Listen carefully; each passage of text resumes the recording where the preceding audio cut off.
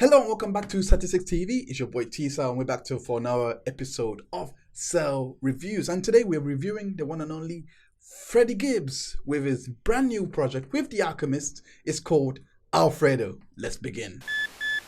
Did you have any aspirations of pursuing an acting career? Yeah, Freddie Gibbs coming soon. I just got a lead movie role, so the big screen's coming soon, baby. Oh shit. Like action, comedy? All that shit. Action, porn, fucking your bitch. Before 2020 ends? I'm fucking everybody. I'm fucking your bitch on camera.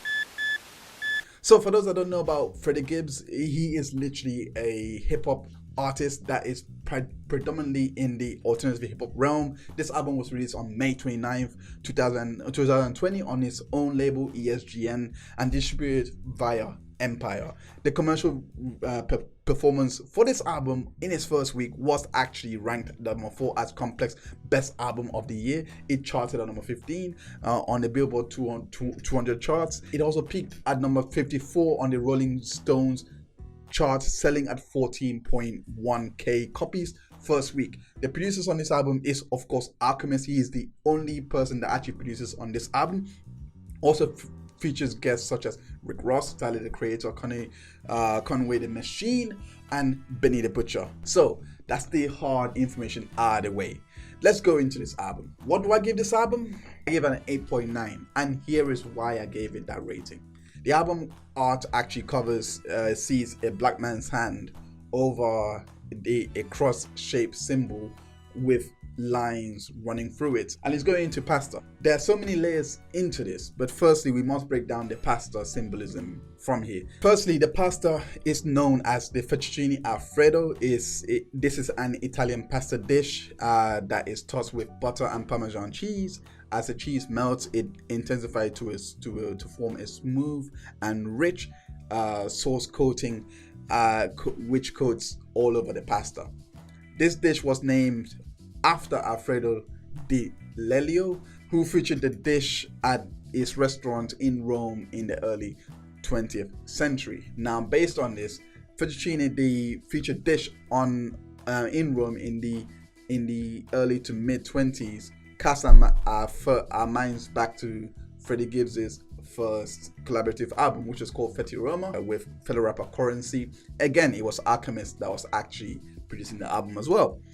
That actually, you could be forgiven to say that was the foreshadowing for this album to come, and it was actually the foreshadowing of Alfredo.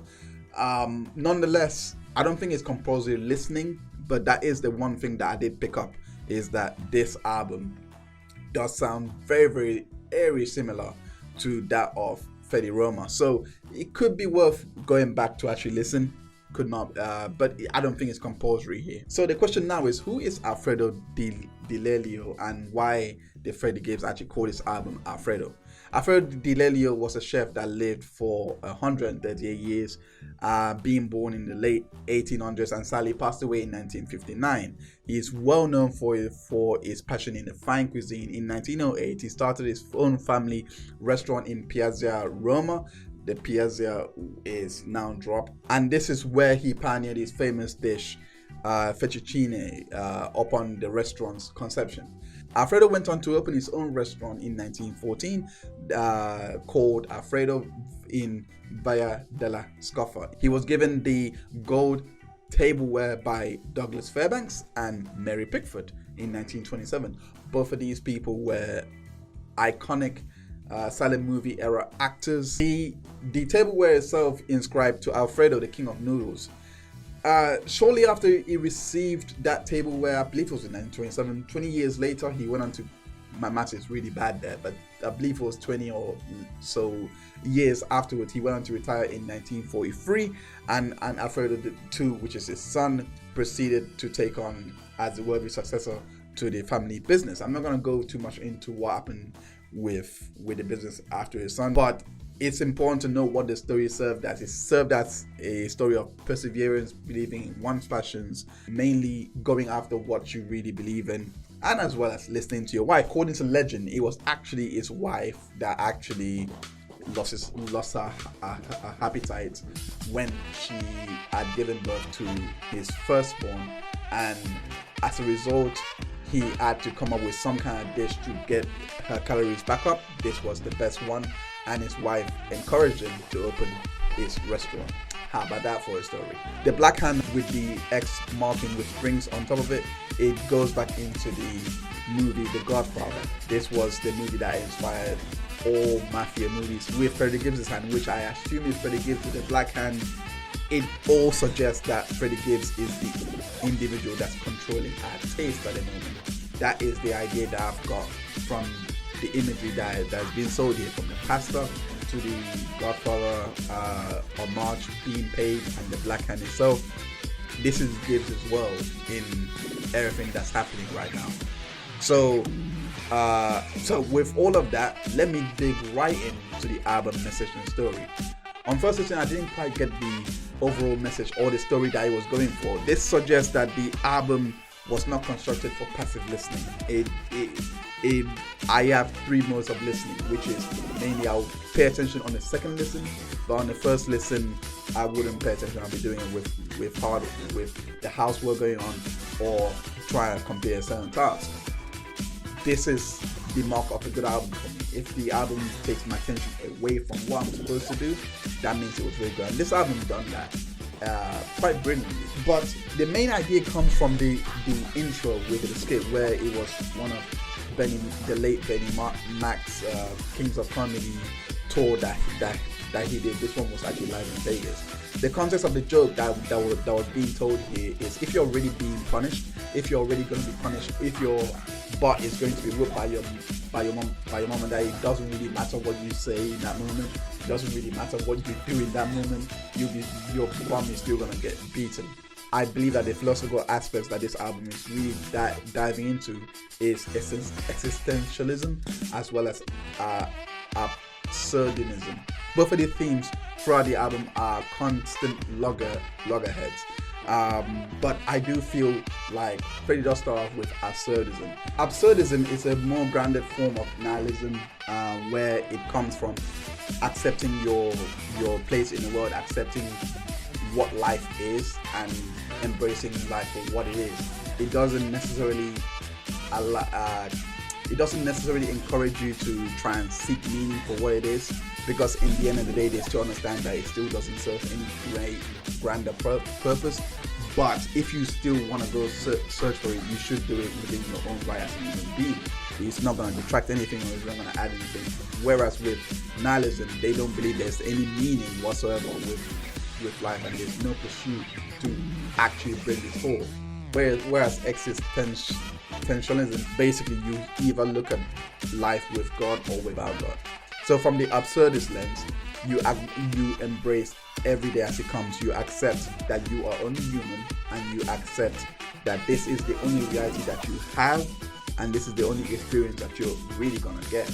It argues that the universe, biology, evolution, etc., all those things provide models for our reality, but it doesn't really add anything to the human experience.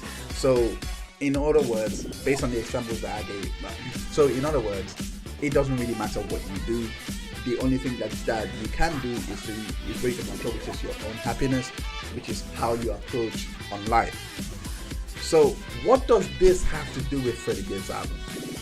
I believe that Freddie Gibbs, all through this entire project, is actually arguing as a full absurdist, is someone who has actually embraced his life, embraced everything that he has come to understand of his life, and in fact goes on further to actually show us that there's actually nothing wrong in everything that he's done, which is very strange, because for someone who is dealing with drugs, dealing with cocaine, and selling people drugs, this album, especially from 1985, it tries to get you to understand things through that point of view, in which Freddie does extremely well to set up the scene and get you to understand his hardships and the life he has chosen. In fact, he starts off the album affirming of the choices made, happy with the choices made, content with the choices made. He even ends up saying flow God level, like when Hove speak, I make a song weep. I got the game hurting. This was him embracing the life he has by him making the most of what he was dealt with, and by embracing it to the fullest and not letting his environment dictate or control him. It's of no coincidence why he pays homage to Jay-Z, because Jay-Z, as we know, has built his empire from drugs. This reference to Jay-Z's song Cry, which was a story of him questioning the decisions he has made. Well, not really questioning it, but questioning the morality of his decisions in the context of a woman whose heart he has broken. Because he has broken this woman's heart, he fears that he has now destroyed a good woman forever. And if you destroy a good woman forever, she's destroyed forever. That was the belief at the time. At the time he wrote it. Now, of course, with Freddie Gibbs referencing this song, this is actually setting up a much needed segue, and this is something I gotta commend of the album as well. In terms of the cohesion of this album, in terms of the way that the tracks were listed, this was a very good segue onto his next track called God is Perfect. This is when I personally believe that he had a very small fight with existentialism, albeit from a theoretical point of view, because of course he actually reveals on this track that he believes in Allah. It was here in this very track that Gibbs reveals his love for God, which made us think, okay, is he now an existentialist in the sense that he is now quoting God and not really himself? So I was thinking, how does God come into an album where you're talking about dealing drugs too, and that could potentially endanger people's lives? And what's the morality here? In fact, Freddie Gibbs actually goes on to actually tackle this head on. He goes on to assert that he's thanking God for the life he's giving him, for the fact that he's been able to garner everything that he's garnered despite the way he's garnered it. And he has also shown here that he's also thanking God for the women that he has in his life. I mean, I can understand one was saying that they're blessed, and one will thank God for that. However, on the last line of the first verse was very telling, because in the first verse he dispels everything that was bad about the drug game. It even reveals that he was willing to give it up for the microphone, which he segues beautifully into the chorus. This subversion of our expectation, because I was actually expecting him to be very individualistic about this, but he has a very grounded view in regards to God and what he's doing, even though it can be seen as morally irreprehensible. There are some things that suggest that it's really not. It's really based on our base instinct to try and survive. The track called Baby S Word is where he fully embraced his being, he fully embraced his absurdist views. The reason why I say this track is the reason why he fully embraces it is the skit at the beginning that goes, as the world is uncivilized. This immediately prompted me to do more research on that, and it could be a nod. It's probably a big stretch, but it could be a nod to A.L. Kroger's book in 1910. It's called The Morals of Uncivilized People. He argues on page 441 of the book that humans must adapt all of moralistic practices to economic conditions, presenting the wealthiest man scenario. He argues that the wealthiest man of the city, having an abundance of food, but observes the primitive code of hospitality to food, then there will be no food left in a couple of days. Likewise, if the community did the same thing, the community would also be destroyed.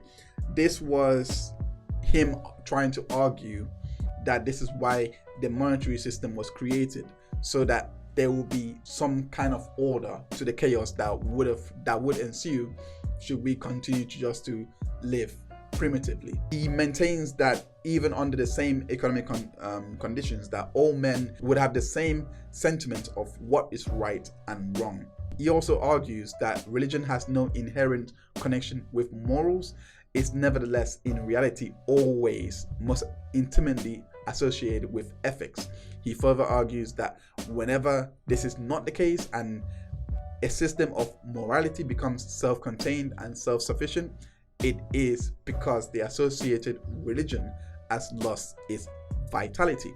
Like Christianity, in the Western civilization. He argues that, in fact, religion seizes on morality and strengthens itself of morality, and by incorporating this into its own substance, that morality in itself without religion is actually very instinctive, and most can be found with animals. So how does this all relate to Alfredo, and why all of this? The overall message of this album is to show you what you can make of yourself in regards to the life you've been brought up in. It doesn't really matter too tough, is what he was trying to say. It doesn't really matter too tough on the means you had to get out the situation that you're in. And I believe this point was also capped off as well, where this is also where he plays some skits of The Godfather of Harlem, in which you gotta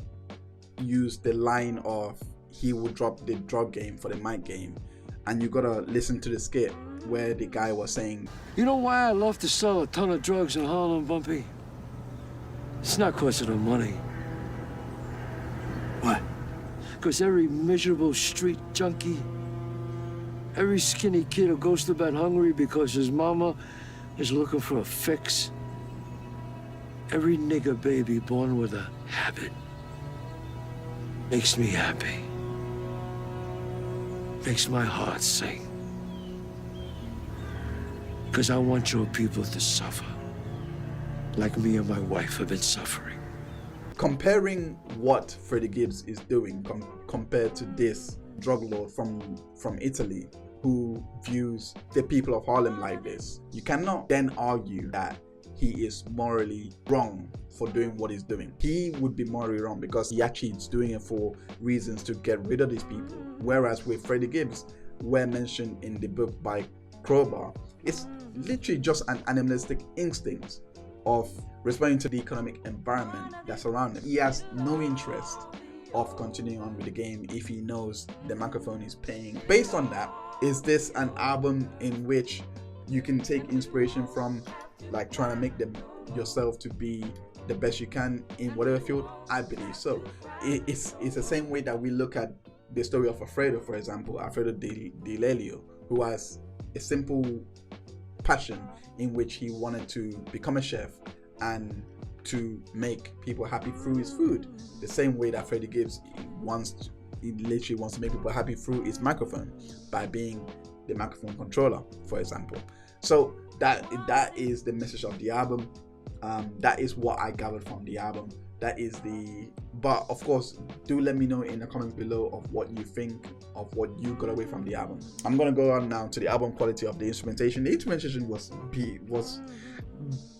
above every expectation. It really exceeded all my expectations.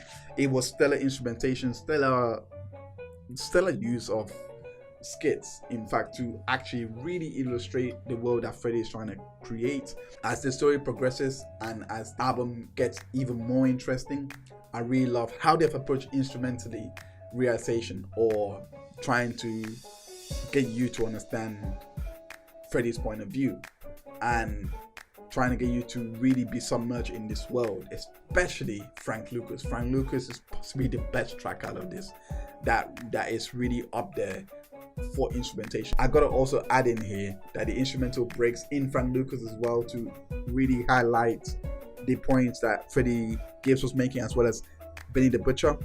Very, very poignant. The samples that were used in this was Look at Me. This was a song made in 1975. It's called I'm in Love by The Moments. Babies and Fools was also sampled, or the part where Bruce Hibbert continued to say all of me was used throughout the track. I don't give this credit enough, but the album was actually very easy to follow. Once you actually sit back down and actually listen to what he has to say, it was very easy to follow. It does actually grab your attention, and it does want you to listen to what he's trying to say. It's not passive listening. It really will grab your attention, and it will stop you from doing what you're doing, which is the mark of a good album, in my honest opinion. The album featured guests. I believe everyone done their job, including Tyler the Creator. Like his role in this was not mundane as I thought it would be. I actually first thought it was a miscast. I didn't quite understand why Tyler would be called up for this, but because again the tempo, because I'm so used to hearing him on such more upbeat kind of tracks. He approached that track with a lot of swagger, I should say. My cut and takeaway from the album: the three cuts I do have on this album is God Is Perfect, Baby S, as well as All Glass. Those are my three cuts from the album. I personally felt that those three tracks went in. The album on first listen was actually very well paced. It was concisely written. Yeah, 9 times out of 10. Honestly, this is a great album. So once again, guys, thank you so much for tuning to this review. I'm curious to know your thoughts in the comment section below. Let me know what you think. As I done now, another review out of the way. Make sure you check out the description boxes below to get the references. Yes, this is academic style. You can go and find all the references to everything I spoke about here. But yeah, just like that, I'm gonna bring this review to a close, and I'll see you on the next one. Peace and have a good evening.